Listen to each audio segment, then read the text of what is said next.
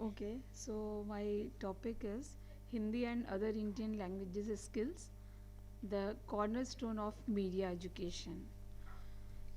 हम लैंग्वेजेस की बात करते हैं, Hindi and other Indian languages की बात नहीं करते हैं. In media education it's very important कि हमें हिंदी इंग्लिश के अलावा इंडियन लैंग्वेजेस की बात करनी चाहिए. सो जितनी भी लैंग्वेजेस हैं in media education, in media, हम मीडिया एजुकेशन की जब बात कर रहे हैं तो मीडिया एजुकेशन में हमारे लिए क्या रिक्वायर्ड है वो मैं आज बात कर रही हूँ. Statement of facts and needs of Hindi and other Indian languages. In media education we require Hindi and, जो मैंने अभी बोला. In industry, most of the channel and newspaper jobs are in Hindi channels and Hindi newspapers. The same is true for other Indian languages. ये मैं कुछ facts के साथ दिखा रही हूँ, बता रही हूँ.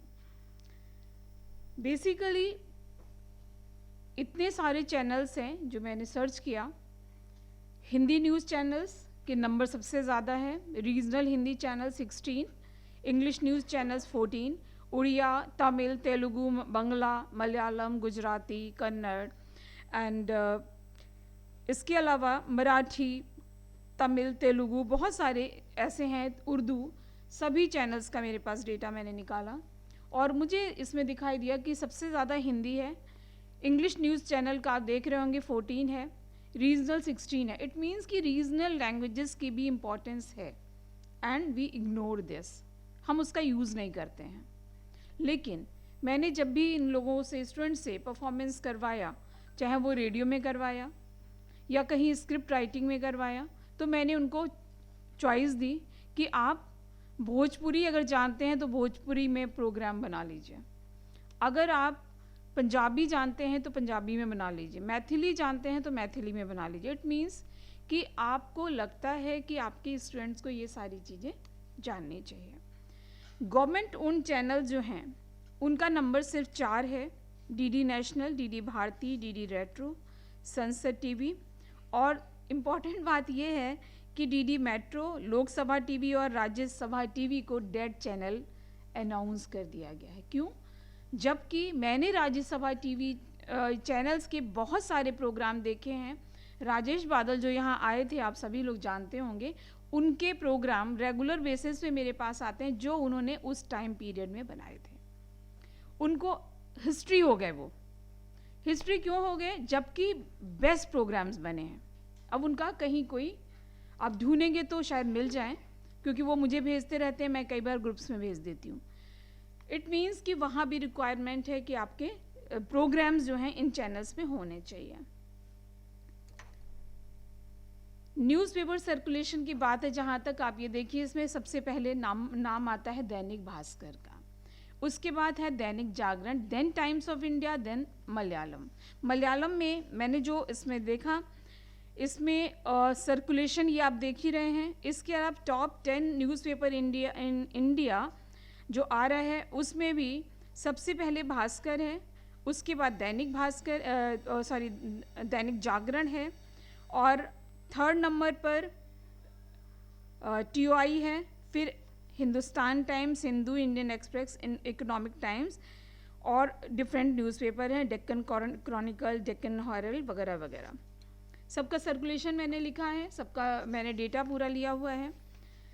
तो इम्पॉर्टेंट क्या हो जाता, और जो इसके अलावा देखिए इसमें टीओआई, हिंदू, एसटी के बाद मातृभूमि है जो मलयालम में निकल रहा है, लोकमत है जो मराठी में निकल रहा है, और ये अपडेटेड है अभी का 21 का अपडेट किया हुआ है ये. तो इट्स वेरी इंपॉर्टेंट कि हमारे को पता तो होना चाहिए कि हम कौन सी लैंग्वेजेस में हमारे इंडियन लैंग्वेजेस की ज़रूरत है जो मीडिया एजुकेशन में होना चाहिए. तो मैंने इसको जैसे कुछ पार्ट्स में डिवाइड किया है. ये आप देख लीजिए, ये न्यूज़पेपर्स का सर्कुलेशन, न्यूज़पेपर जो पब्लिश होते हैं उनका ये पूरा डेटा है.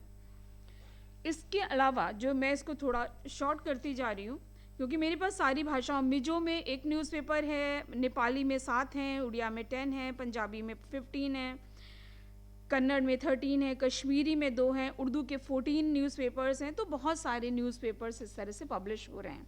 लेकिन स्टूडेंट्स को जब हम प्रिंट मीडिया पढ़ाते हैं तो हम उनको इतना डिटेल्ड नहीं पढ़ाते हैं, क्योंकि उनको इसलिए उनके पास नॉलेज इतनी नहीं होती है। अगर हम जो भी जिस स्टेट को बिलोंग करता है, जिस जगह को बिलोंग करता है, उससे रिलेटेड वर्क, भले ही हम फिल्म बना रहे हैं, डॉक्यूमेंट्री बना रहे हैं, न्यूज़पेपर उनको प्रिंट बनवा रहे हैं, अगर हम डिज़ाइन एंड ग्राफिक में भी जैसे हम फ्रंट पेज ऑफ न्यूज़पेपर बनवाते हैं, तो फ्रंट पेज ऑफ न्यूज़पेपर क्यों ना हम उनकी लैंग्वेज में बनवाएं। तो ये एक्सपेरिमेंट हम कर सकते हैं। Syllabus of BGMC in GGSIP university and other institution का जो है, writing and speaking in different languages essential but students hardly understand, क्योंकि हम या इंग्लिश जानते हैं या हिंदी, और हिंदी बोलने में भी या अपनी भाषा बोलने में हेजिटेट करते हैं। We have lots of opportunity but no job takers, इसीलिए जॉब टेकर्स की प्रॉब्लम है। मेरे पास बहुत सारे ऑफर आते हैं, पंजाबी चैनल के लिए मैम भेज दीजिए, मेरे पास कोई स्टूडेंट नहीं है। अच्छा, आपके पास बंगला में तो होंगे? नहीं, मेरे पास बंगला में भी नहीं है। क्यों नहीं है? क्योंकि हम उनको ना तो समझ रहे हैं, ना उनको कुछ सिखा रहे हैं। यूनिवर्सिटी में एक टाइम में लैंग्वेज, ये हिंदी लैंग्वेज था उसमें सिलेबस में। ये जो मैंने अभी लिखा कि their proficiency in Hindi and other languages not up to the mark. अभी भी आप देखते हैं स्क्रिप्ट लिखवाते हैं जब हम, तो इंग्लिश हो जाता है, ना हिंदी रहता है ना इंग्लिश रहता है, एंड अदर लैंग्वेजेस को हम भूल जाते हैं।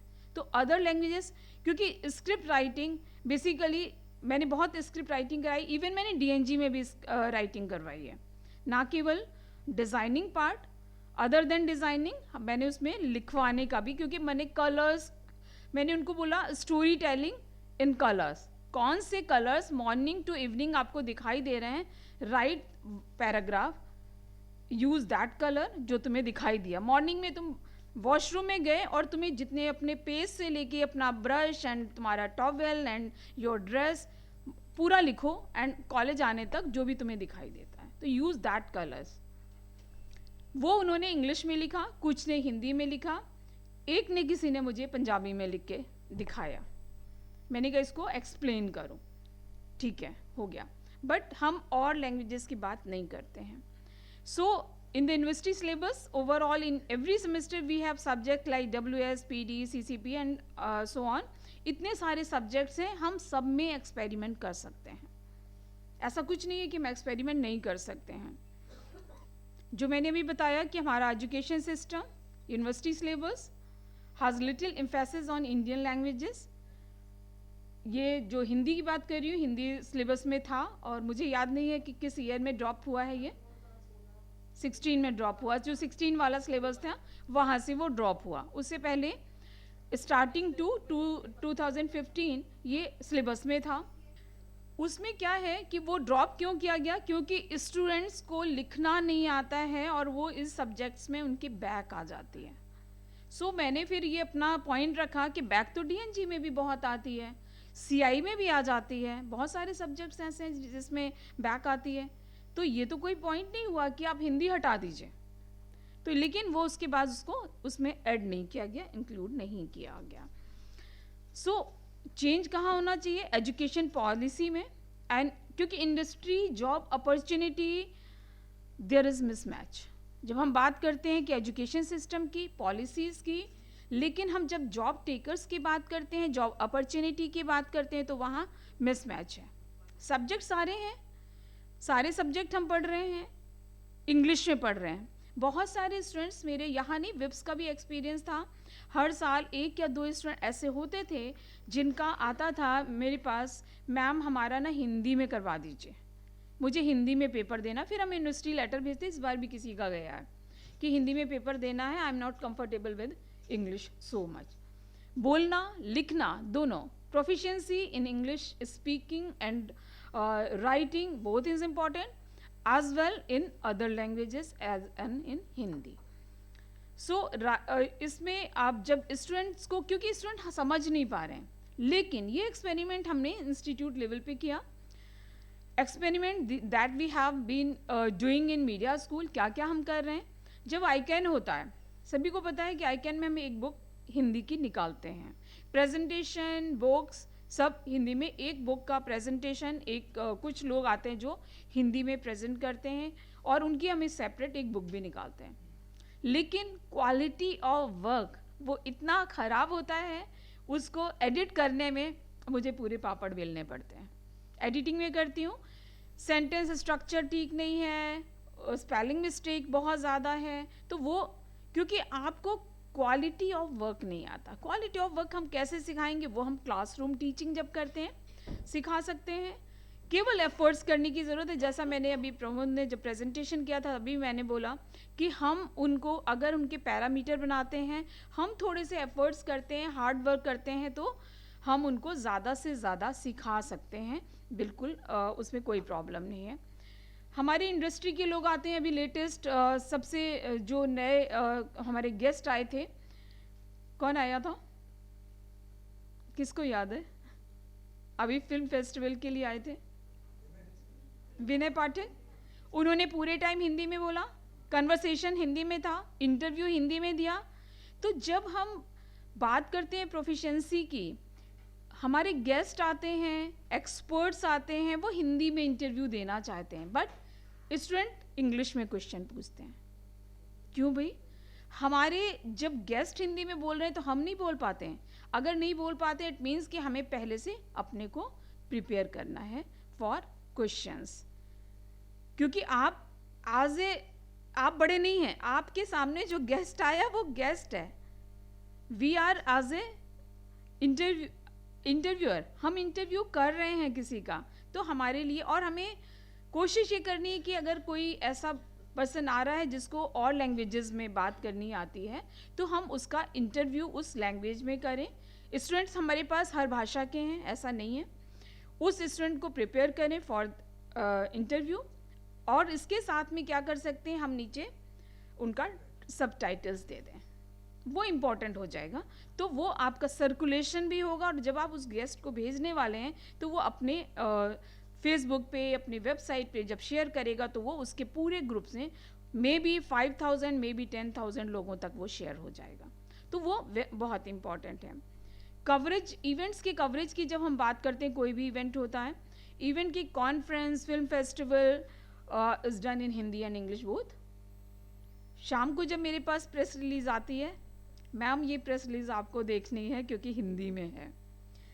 ओके, मैं हिंदी में बहुत कंफर्टेबल हूँ, कोई प्रॉब्लम नहीं है, लेकिन डजंट मीन कि सिर्फ मुझे आती है और किसी को नहीं आती. तो नहीं आती तो सीखो भाई. एज ए टीचर, हर टीचर को आनी चाहिए. हमारा हाथ तंग है. क्यों भाई तंग है? आप मीडिया एजुकेशन में हैं तो आपको रादर देन 2-3 लैंग्वेजेस आनी चाहिए. इंग्लिश, हिंदी ठीक है, अदर देन 2 थर्ड लैंग्वेज की एफर्ट्स करिए, थर्ड लैंग्वेज की कोशिश करिए. रेडियो फॉर्मेट्स की मैं वैसे भी जनरली भी बात करती हूँ कि radio formats, script writing, diction and feature writing, ये सारा हम लोग करते हैं. और जिसमें वर्कशॉप जितनी भी होती हैं, हिंदी की वर्कशॉप करवाते हैं, उसमें बहुत कुछ करवाते हैं. सेशन बहुत से होते हैं जो बायलिंगुअल होते हैं और स्टूडेंट उसमें क्वेश्चंस भी पूछते हैं, बहुत सारी चीज़ें उसमें आती हैं. लेकिन in the university curriculum with Hindi language and another language choice should be given accordingly. For media education, reporting, presentation, filmmaking and event, in every subject we need Hindi and other languages to present overall. We can organize more workshop not only in Hindi but in other languages as well. जैसे हमने इस बार plan किया है कि हम एक Urdu language के लिए उनकी वर्कशॉप करेंगे डिक्शन की, क्योंकि डिक्शन उसमें क्या होता है, उर्दू बोलने में नुक्ते का यूज़ होता है, कहाँ यूज़ करना है कहाँ नहीं, स्टूडेंट्स को नहीं पता होता. इवन हिंदी की वर्कशॉप जब करते हैं, इसमें कहाँ बिंदु लगाना है कहाँ नहीं लगाना है वो लोगों को नहीं पता होता. और स्क्रिप्ट राइटिंग में वो करते जाते हैं. स्क्रिप्ट राइटिंग में मोस्टली मुझे डॉट्स डॉट्स डॉट्स पूरे उसमें रेड पेन से डॉट्स लगाने पड़ते हैं. तो ये अगर हमें चीज़ें, और वो एक बार नहीं होता, अगेन एंड अगेन. जो सर कह रहे हैं कि एडिटिंग के टाइम पे हमें बहुत सारी चीज़ें एक बार बताते हैं और वो फिर से आ जाती हैं और हमें वो फिर से करेक्शन करने पड़ते हैं। तो करेक्शन क्यों हमें बार बार करने पड़ते हैं, ये मुझे समझ में नहीं आता। ये इसमें ज़रूरी ये हो जाता है कि हम इसमें इन चीज़ों को कैसे यूज़ करें और किस तरह से हम उसको एप्लीकेबल बनाएं। इसमें कुछ सजेशन भी मैंने दिए हैं। जैसे मैंने वर्कशॉप की बात की, we can add this in वैक, जो हम वैल्यू एडिशन की बात, कोर्स की बात कर रहे हैं, उसमें भी हम यूज़ कर सकते हैं। जो कुछ अभी मुझे यामिनी के साथ डिस्कस भी करना है, जो हमने कल बात की थी आज आशीष सर के साथ, कुछ मैंने बात की कि हम डिक्शन की वर्कशॉप कर सकते हैं, कुछ हम उर्दू प्रोफिशिएंसी को लेके बात कर सकते हैं। तो इस तरह की हम प्रोग्राम्स कर सकते हैं। न्यूज़ लेटर में वी कैन एक्सपेरिमेंट विद कि एक कॉलम आप बनाइए और स्टूडेंट्स को बोलिए कि वो उसमें कुछ लिख के भेजें। आप उसमें स्टूडेंट के राइट अप इन हिंदी और पंजाबी, आप जो भी लैंग्वेजेस का यूज़ करते, क्योंकि बहुत सारे स्टूडेंट्स हैं, जैसे आधार स्माइल कर रहा है, इसको आती है पंजाबी और वो लिख सकता है, तो उसको बोलो कि वो पंजाबी में लिख के भेजे। या किसी को आता है भोजपुरी में लिखना, तो वो भोजपुरी में, तो हम एक कॉलम बना दें for Hindi and other Indian languages, जिसमें एक कॉलम होगा जिसकी चॉइस है, जिसका बेटर आता है, या आप उसमें देख लीजिए कि कितनी आ रहे हैं और उनको हम कहाँ तक यूज़ कर सकते हैं, क्योंकि हम रेगुलर एक्सरसाइज करते हैं ये। अगर लगता है कि ज़्यादा आ रहे हैं तो हम उसका कॉलम या एक पेज उसके लिए क्रिएट कर सकते हैं कंप्लीट। लेकिन उसमें यहाँ पे जितने भी लोग मौजूद हैं उनमें से कुछ लोगों को मुझे लगता है थर्ड लैंग्वेज ज़रूर आती होगी। ऐसा नहीं है कि 2 लैंग्वेजेस के अलावा थर्ड लैंग्वेज नहीं आती है, नहीं आती तो हम एफर्ट्स करके सीख सकते हैं। आशीष सर जब से आए हुए हैं, अगर हम बांग्ला सीख लेते तो बहुत लोग उसमें भी कुछ काम कर सकते थे। And short term courses and translation की, क्योंकि translation is very important, because हम Hindi to English, English to Hindi तो करते हैं ट्रांसलेशन, वो शायद WS में राइटिंग स्किल में करवाया जाता है ना। लेकिन अगर हम किसी और में करवाते हैं, जैसे एडवर्टाइजिंग वगैरह में भी एक्सपेरिमेंट करते हैं। मैंने अभी मॉर्निंग में, मैं कैब से आ रही हूँ तो मैं सुन रही हूँ कि पंजाबी में बड़े सारे एडवर्टिजमेंट सुनाई देते हैं, तो हम एडवर्टिजमेंट में एक्सरसाइज कर सकते हैं। हम टेलीविज़न प्रोडक्शन में कर सकते हैं कि उनकी जो शॉर्ट मूवीज़ बनवाते हैं उसमें बनवा सकते हैं, उसमें कर सकते हैं। क्योंकि वर्ड्स, ऐसा नहीं है, वर्ड तो हमें जब हम जो भी लैंग्वेज बोलते हैं उसमें आ ही जाता है। मैं मॉर्निंग में रेडियो रेगुलर, मेरी हैबिट में है कि मैं रेडियो सुनती हूँ। आजकल उसमें प्रोग्राम आ रहा है रेडियो में भूपेन हजारिका का, रेगुलर आ रहा है, 1 वीक आता है कोई भी प्रोग्राम, उसके बाद चेंज हो जाता है आर्टिस्ट।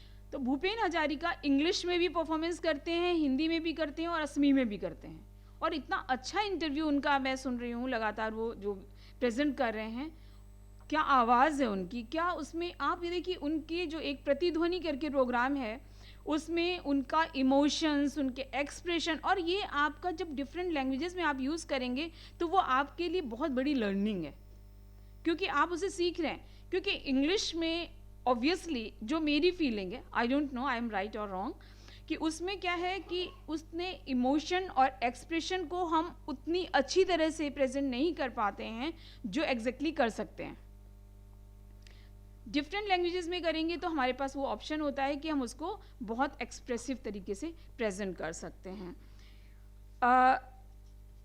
इसके अलावा एक चीज़ और थी, हाँ, इसमें एक प्रोग्राम और आता था, मिले सुर मेरा तुम्हारा। उसमें आपने सुना होगा सारी लैंग्वेजेस का यूज़ किया गया था सिर्फ एक मिले सुर मेरा तुम्हारा में, वो शायद सबने ही सुना होगा, और वो बहुत ही अच्छा था, बहुत अपीलिंग था। डिफरेंट आर्टिस्ट, डिफरेंट वॉइस और प्रेजेंटेशन, बहुत इफ़ेक्टिव था, और उसको एज ए एग्जाम्पल स्टूडेंट को सुनाया भी जा सकता है कि आप लर्न करिए। और हमने अपने कॉलेज में भी, अपने इंस्टीट्यूट में भी, आई थिंक विश्व भाषा दिवस था या क्या था, उसमें स्टूडेंट्स ने प्रेजेंटेशन किया था डिफरेंट लैंग्वेजेस और डिफरेंट कॉस्ट्यूम, जो जहाँ का था उसने वो कॉस्ट्यूम पहना था और उसके साथ वो प्रेजेंटेशन किया था।